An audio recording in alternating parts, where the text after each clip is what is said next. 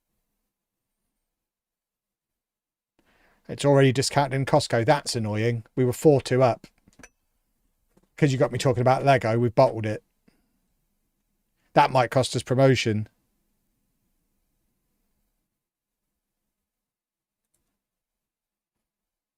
Ball bags. Everton have lost 6-3 to Birmingham. There's some weird results have gone on today. According to that, we won 4-3. Can I go with this version of events, please?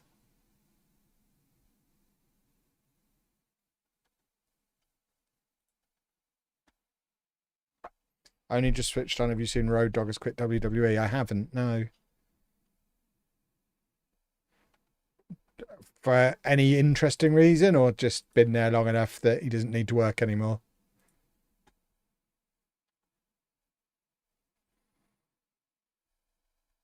We've dropped out of the automatic promotion spots as a result of that. Leeds didn't win their game in hand, though. So, like I say, better off having the points than the game. But now Birmingham have advantage, and we've still got to play Everton, who Birmingham just beat.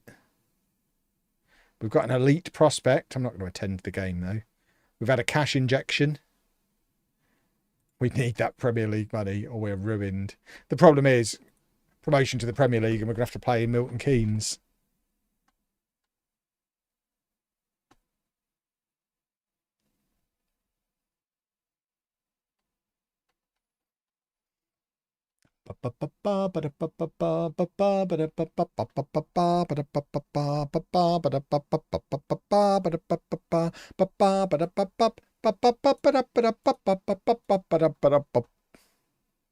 Exactly.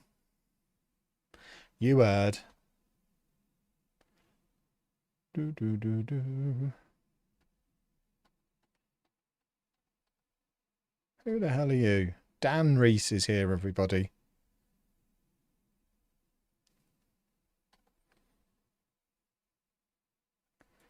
We're not giving that guy a professional contract. He's not good enough at football to earn one. The silly goose.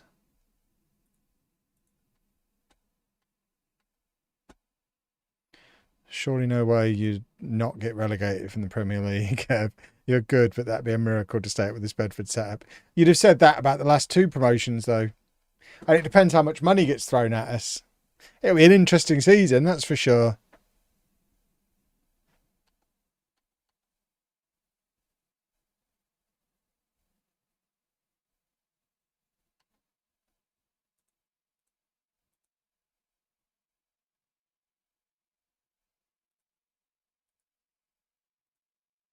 Where does Frank rank in all-time Arsenal managers if Spurs go down? That picture of him with the Arsenal Cup will be on T-shirts for generations if Spurs go down.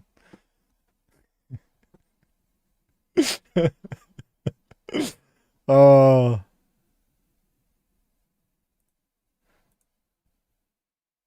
Genuinely make it into a statue.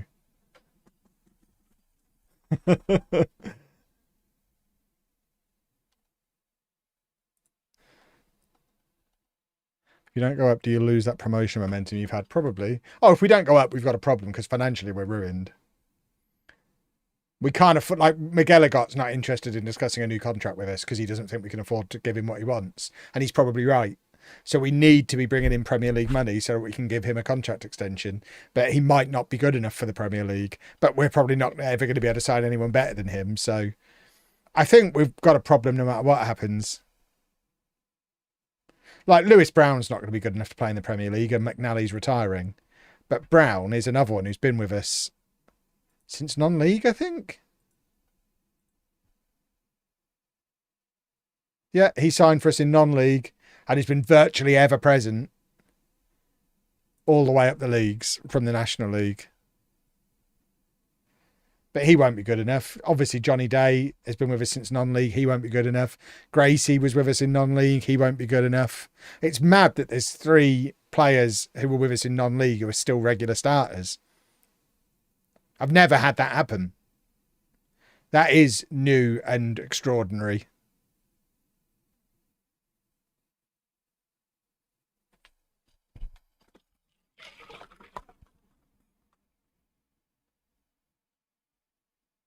Brennan Johnson needs to come on, score, and celebrate like he's just won the World Cup.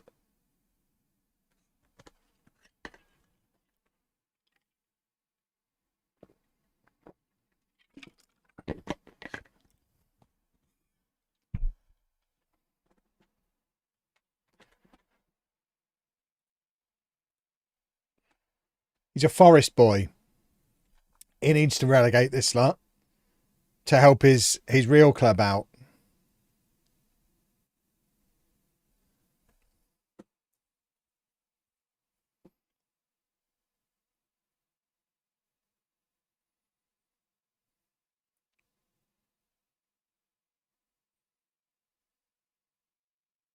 Can we do a goal, please?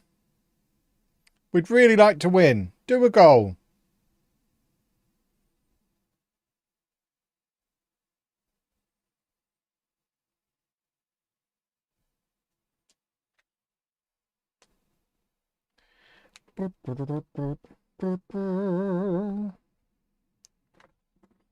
"41 goals in 43 matches now for Frankie Miguelot, who goes in the same category with the non-league boys because we signed him from non-league.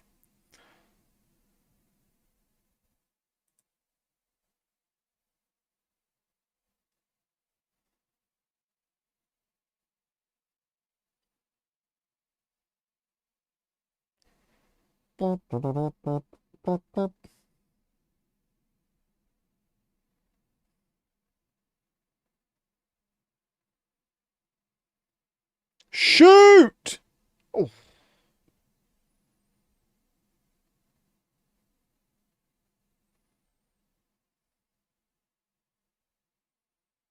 That's a good point. Where's the person who was going on about Sheffield Wednesday earlier? The Inter Milan fan. Let's all learn them.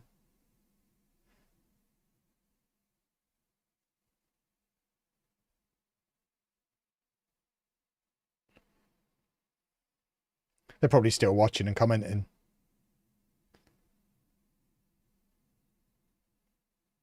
Oh, here we go. Get in the middle.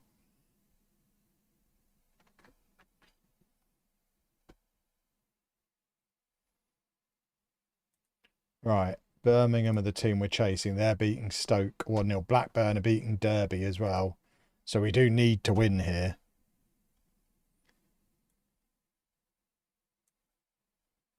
Is Frankie the best striker I've ever had compared to? I think he's the best signing I've ever made.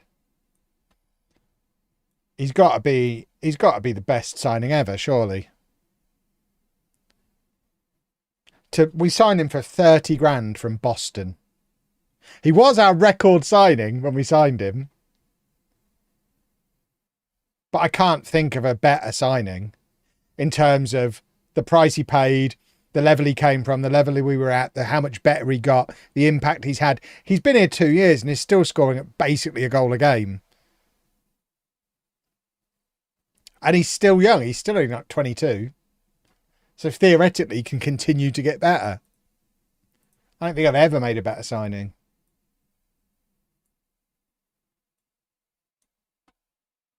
Oh, is Gashi injured? Not very. He'll be fine. Mick Powell. I didn't sign Mick Powell, though. And Mick Powell wasn't good enough to play in League Two. Never mind the Championship.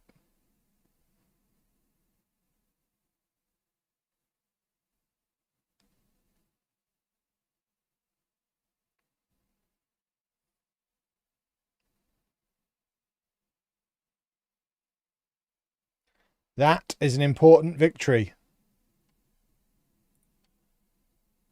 Good stuff. 3 games to go. Still just the 1 point behind Birmingham. But now we play Everton, who I think have now got promoted. Yeah, Everton crown champions. So hopefully they'll just all be drunk for this game. And we can smash them the way Birmingham just smashed them.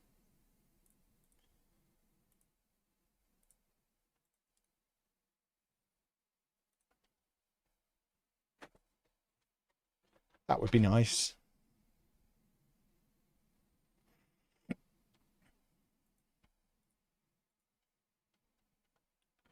Wop, bop, bop, bop, bop, bop.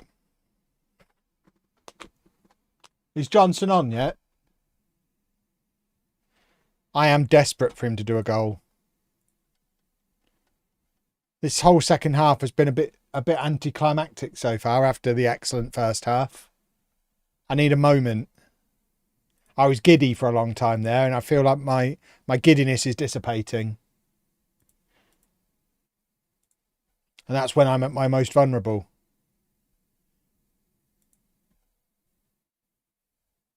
Right. Come on then.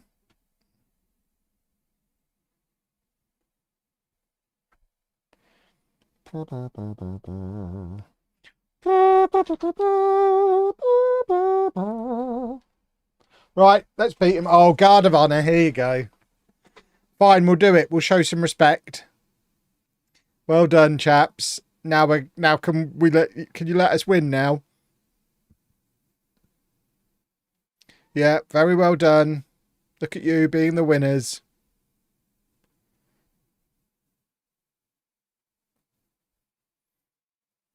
I don't think my director of football did sign Miguelot. I think I found him. I think he was using the transfer in thing. I think he was the top recommendation on that. The winger, Diar, however we say his name, still don't know how to say his name. My director of football signed him. Oh.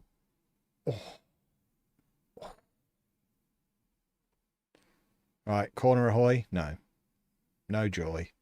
Right, what are Birmingham up to? Birmingham and Blackburn are who we're keeping an eye on. So Leeds are playing Birmingham. That's a big game. We actually want Leeds to win there. And then Blackburn are not playing. Oh, Blackburn are winning away against Bristol City. So Blackburn have got possession at the moment. Birmingham have now taken the lead against Leeds, presumably. Or at least are equalised against Leeds. That pushes us down to 4th. We really need a win.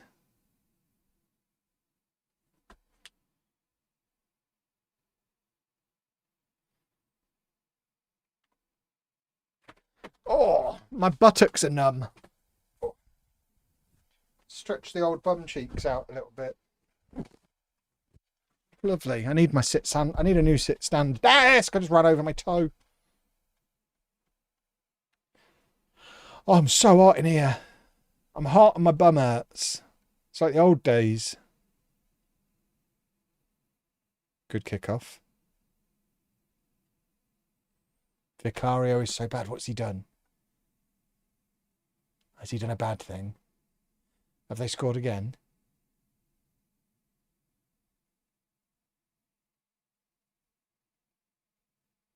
I'm watching the wrong match now.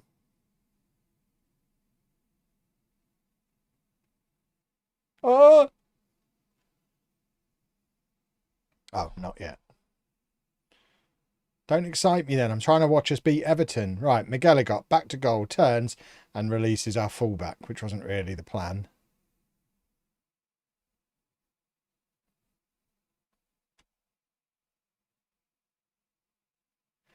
Ah, I see. Come on, do a football, you plums.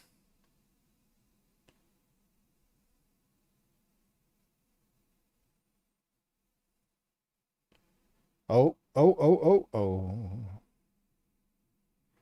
I would like to do a goal, please. I would like to do a goal, please. A football goal, a football goal. Spurs are down to 9.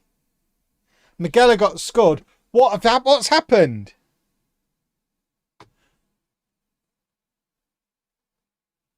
Oh, Richarlison's on.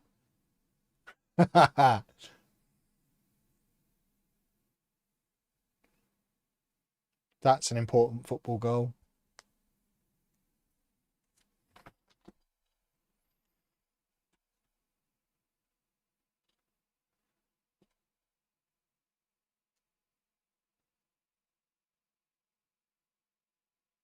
Oh!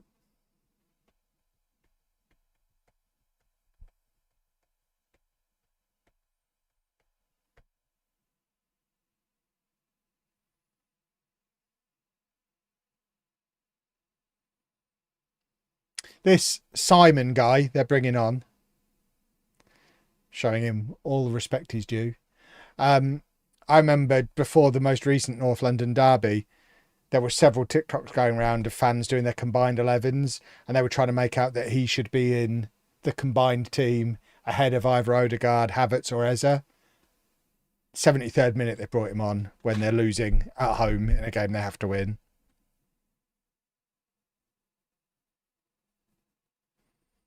Not so sure about that.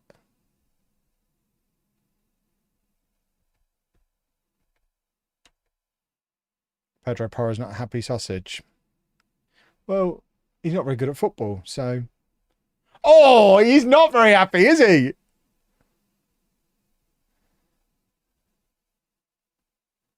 Send him home.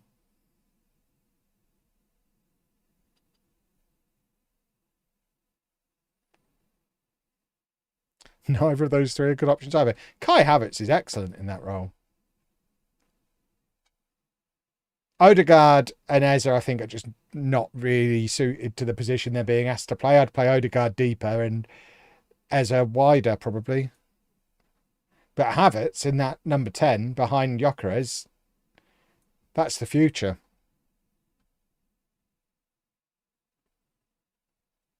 I've always been a big fan of Havertz. I like him very much. I liked him when he first signed, and he hadn't even been turned into a forward and started scoring yet. I just think his first touch, he's just a very good footballer. I really like him. He's a proper old school Arsenal player.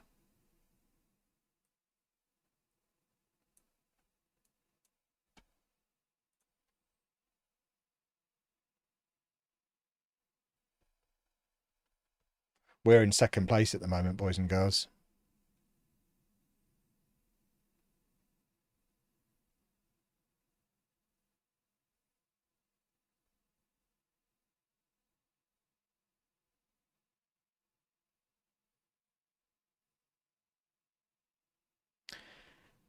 If Spurs go down, are you planning a wake or a celebration stream? I'll have to ignore it for a little while because there'll still be like a month of the season left and I'll be focusing on other stuff. We'll talk about it in the debrief at the end of the year.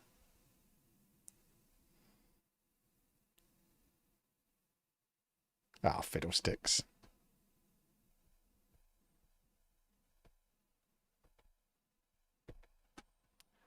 That's taken us back out of automatic promotion. Boo and hiss. Encourage. I've gone attacking. Havertz remind you of Bergkamp? Not really. I think they were very different players.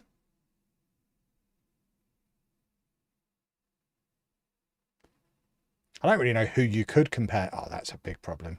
I don't know who you could compare Havertz to, really. He's just Havertz, isn't he?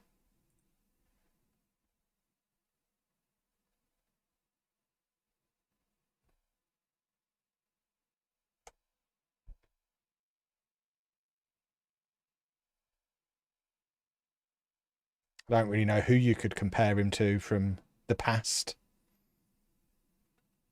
He's a very modern footballer.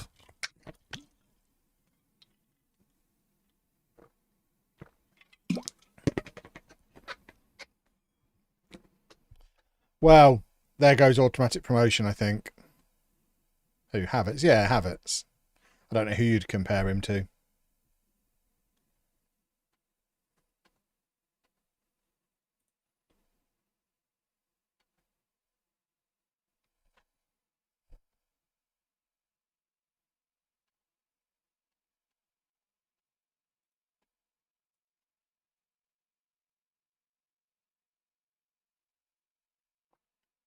Havertz should be a Haaland claim about the finish, but he's a completely different kind of player to Haaland.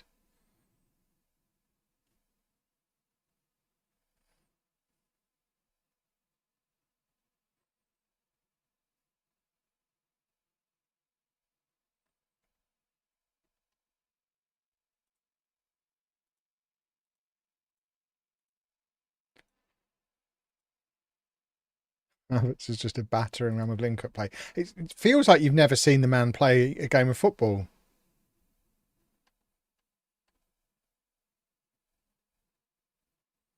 He makes the whole team play better. He's one of those kind of players. People are misled by the fact he's like 6'3" and think he's just a big lump, but he is probably the most skillful player in the team.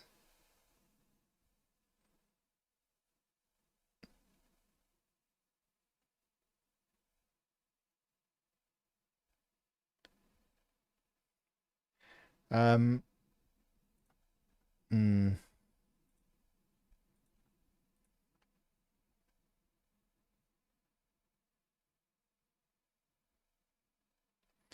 literally saw him clueless to where the ball was last night in the last 2 minutes. Yeah, but he was playing centre forward last night, which isn't his position. He plays better with a. His role has been that role behind Gyökeres. That's his future. He's never been an out and out. The problem he's had his entire career is he's never been an out and out striker, and he's also not a central midfielder, but he also isn't a wide player. He's built for he's a second striker. He's a shadow striker. That's his football manager role, I guess, shadow striker.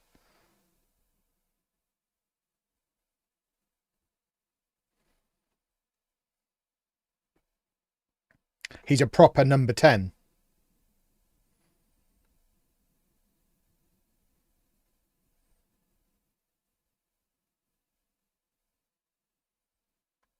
I don't think it's a coincidence that when he got injured at the start of the season, the rush wasn't to go out and sign a striker to replace him. Eze was the guy who was brought in to replace him. Another proper number 10.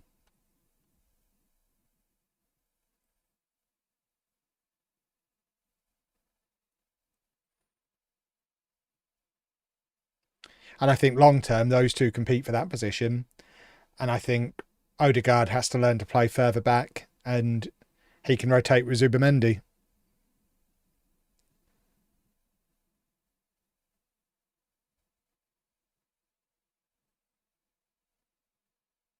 Yeah, Gyökeres had been signed to play up front, and I don't think the plan was for Havertz to drop out of the team. I think Arteta loves Havertz, almost as much as I love Havertz. That is a lovely goal from Big Frankie.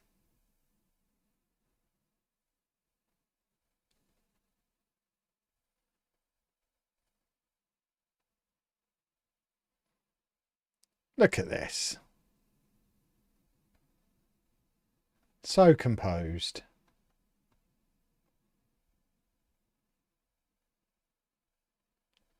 The ref's a lunatic. What's he done?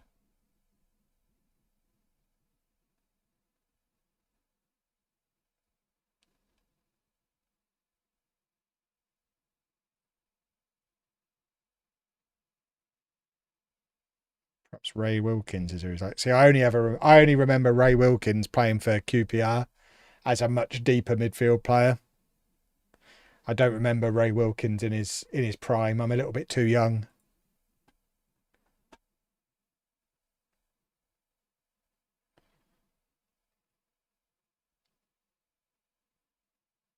Goal? What, for me or in the football match? If Palace scored again? Or are we celebrating the actual football manager that we're playing?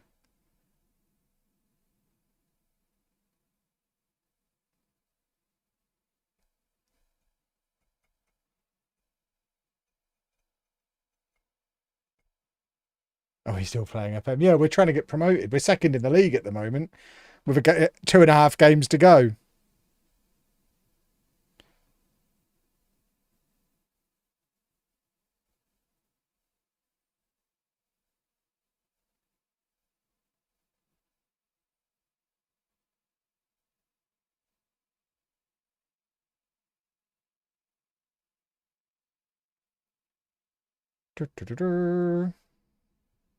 Oh, is it? What day is it? In our local derby, by the way, it's Frankie Miguelot day. That's his hat-trick. 45 goals in 45 minutes. It is Luton 0, Bedford 3. Remember really early on in Non-League to Legend, we played Luton in the FA Cup, and it was a huge match for us playing our big local rivals. We might be we're potentially moving back into an automatic promotion place to the Premier League away at Luton. Yeah, 45 goals in 45 minutes. That's what I meant.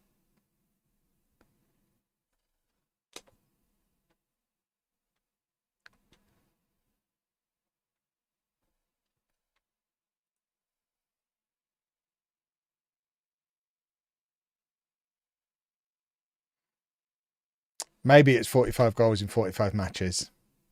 The graphic wasn't clear. It might have been matches. I think it was minutes. Tudor's getting sacked tomorrow. What would they do next?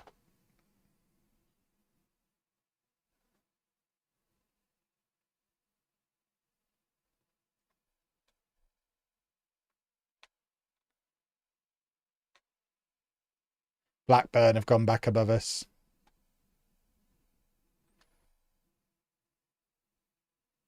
Honestly, I'll take the Spurs job until the end of the season. I don't mind. I think I've proven myself with this Bedford team.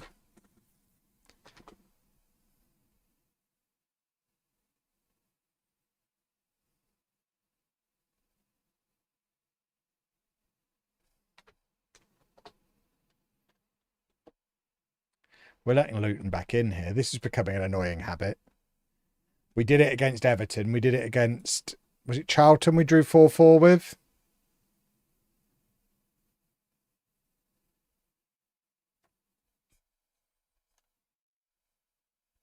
It's becoming a problem.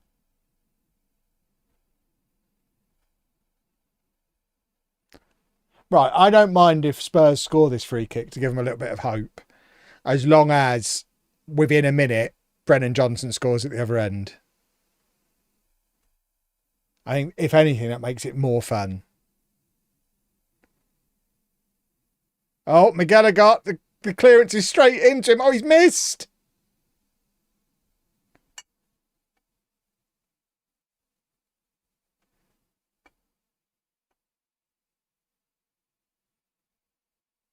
That was a very dramatic panning camera shot there. Oh, my word. Straight into the wall. All that build-up. Better than Havertz, apparently.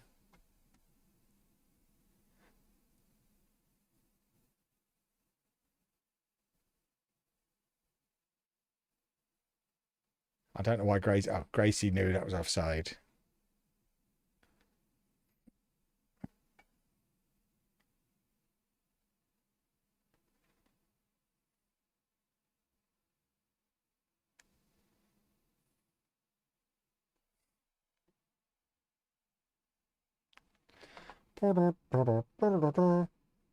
Shoot!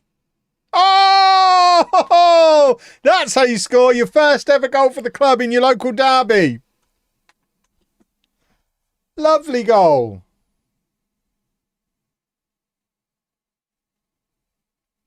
Bang.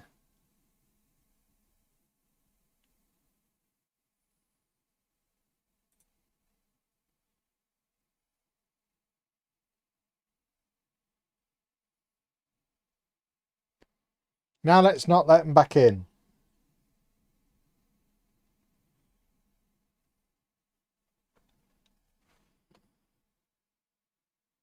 Oh! Oh. Nearly.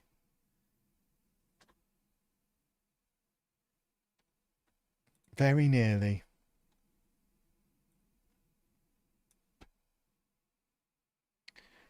Right. Get tired legs off.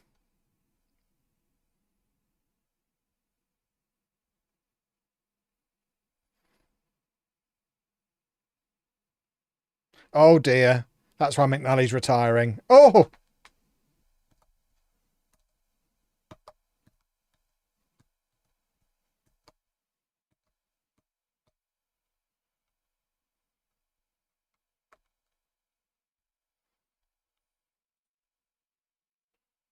Do, do, do, do, do. Do, do.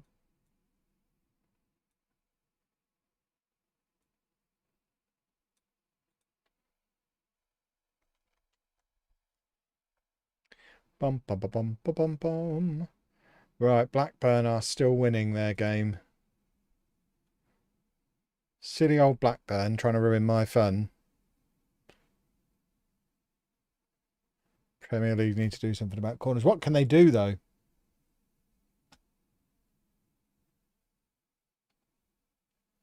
Someone mentioned it somewhere. I forget where.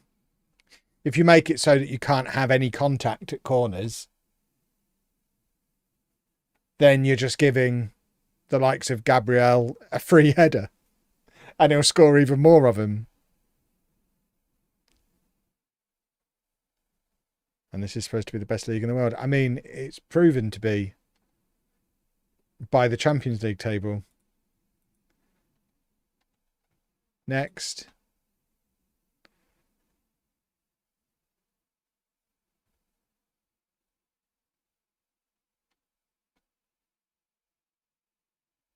No English team's going to win it, though. I suspect it probably will be an English team that wins it.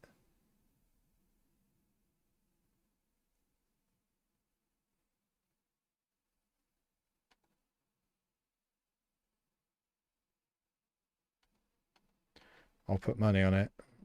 I mean, I don't think you'll get very good odds, but go for it. I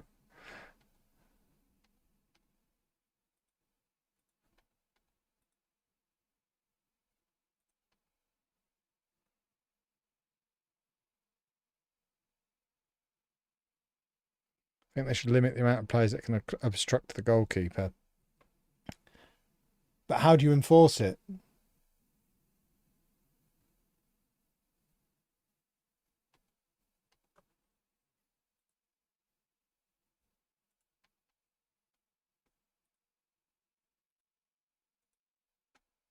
Max number of players in the 6-yard box. That's a pretty huge change to the rules of football.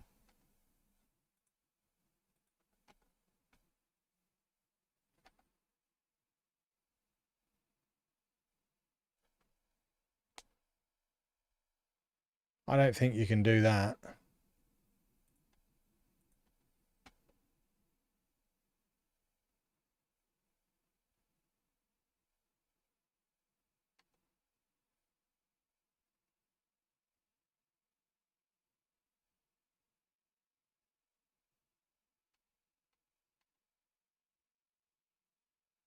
The only way you could do it is penalise the very first foul from every corner, be willing to give penalties, but also be willing to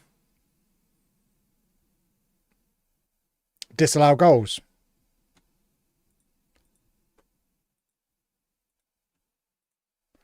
And make it so the only way players can score is if there's no contact made from them. But on the flip side, if there's any contact made by the other team, it's a penalty. There'd be a lot of penalties. And then it'd be like, oh, penalties. Penalties are ruining football.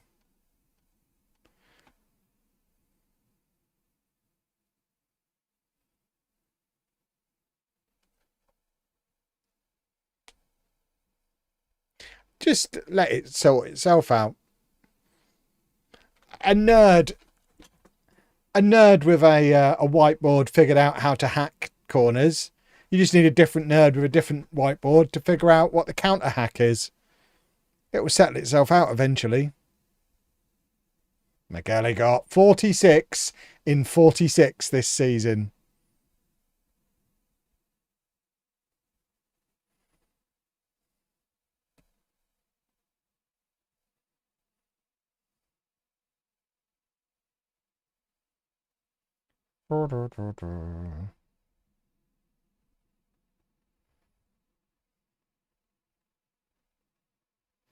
He's sent the Bedford fans into raptures, apparently, and we are currently back up to second in the league.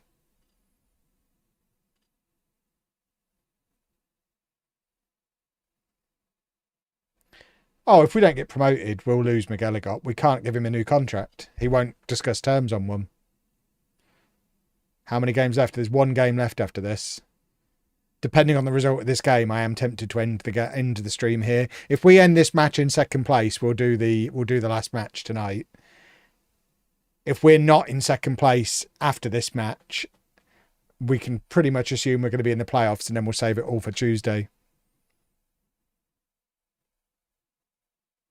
So we get 2 videos out of Tuesday. Then we'll have the final game of the season and the playoffs, and then the transfer window. This is the final game. I don't think it is it?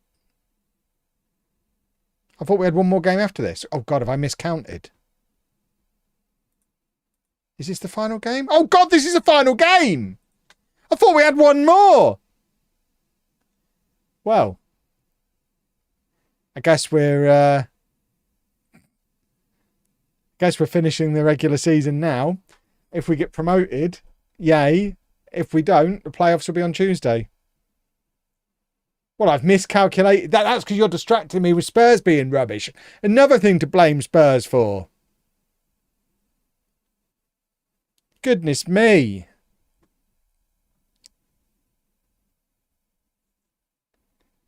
Full time at Spurs, so we can focus back in on this. 3 teams all on 85 points. I love the fact it's between us and Blackburn.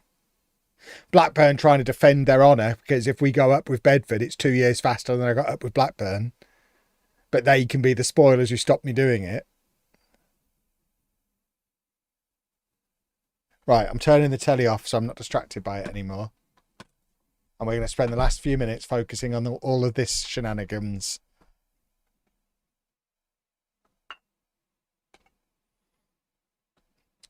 We need to get scores on. Scores are more important than the league table. So Blackburn are drawing against Oxford. Birmingham are beating Sheffield United. But that's not enough. So it doesn't really matter what Birmingham do. It's only Blackburn who can finish above us if we win, I think. If you go up automatically, you should leave. Well, that ends the save then, because it's a 1-club save. We already did the journeyman version of this save. It's currently going out on YouTube every day.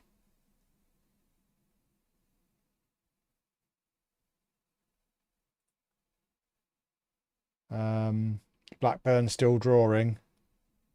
It's all very stressful. So Miguelot has ended the season with 46 league goals from 46 league games. That is ridiculous. That shouldn't be possible.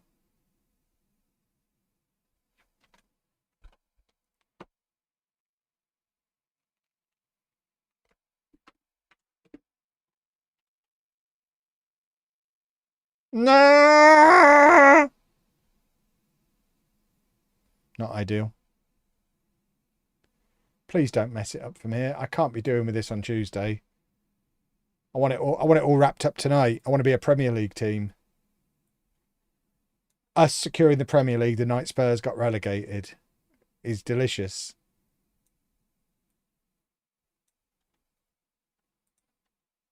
Blackburn have scored. No. No. We're going to have to do it via the playoffs. Unless there's another twist in the tail. Miguelot got to make it 47 from 46 here. Ah, I see.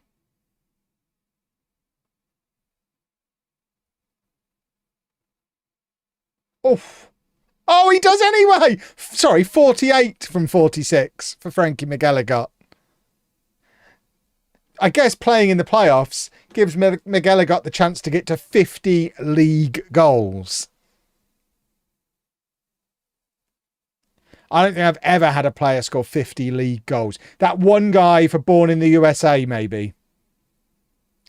Certainly not at this level.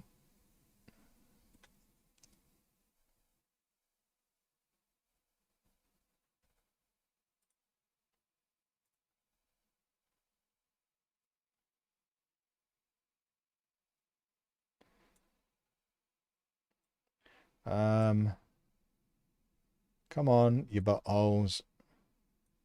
Miguelot can have his standing ovation. All eyes on what's going on at Blackburn. They are still winning. which means as it stands, we are still third and having to go into the playoffs. Which makes that it's Johnny Day. Those last couple of minutes against Everton were a disaster.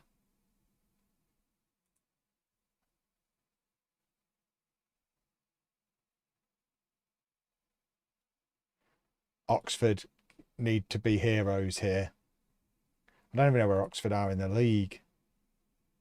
Oh, they don't care. Be heroes, Oxford. That's... Oh, something happened. No, nothing happened.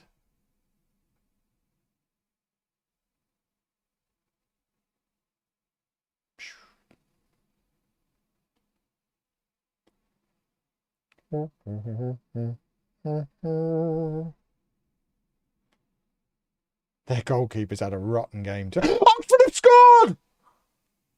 Get me the league table. Does that actually mean anything? I can't get to the league table. Johnny, get rid of the ball. End the highlight.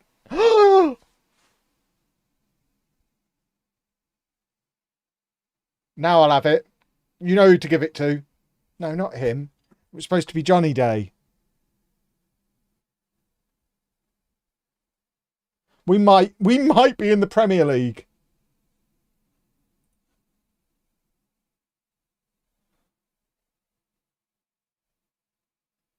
Oh my word, we might be in the Premier League.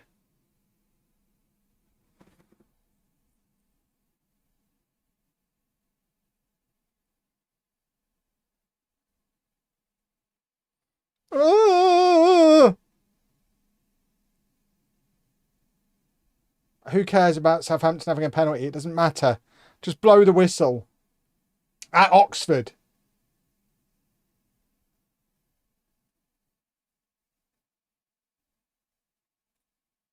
And you'll find out if it was enough, boys and girls, on Tuesday's stream. Am I this much of a monster? I think we've got promoted. Oh my word. There you go. Promotion secured, apparently, which means the best thing about getting promoted to the Premier League, even better than, oh my word, we've got 25 million to spend. Miguelot's getting a new deal. But even better than beating Blackburn to get there, even better than doing it 2 years sooner than we did in Non-League to Legend, the very best thing about getting promoted is it means Topher now has to edit this stream into a video because we've been promoted to the Premier League. Which means all of the delicious Spursiness we've had all night long, he has to listen to all over again. Wonderful, wonderful stuff. I cannot wait for the video. And on Tuesday, we've got £25 million to spend. Boys and girls, I'll see you then. What a stream. Top 5 streams ever. I've had a lovely time. I'll see you soon. Toodle pip. Bye.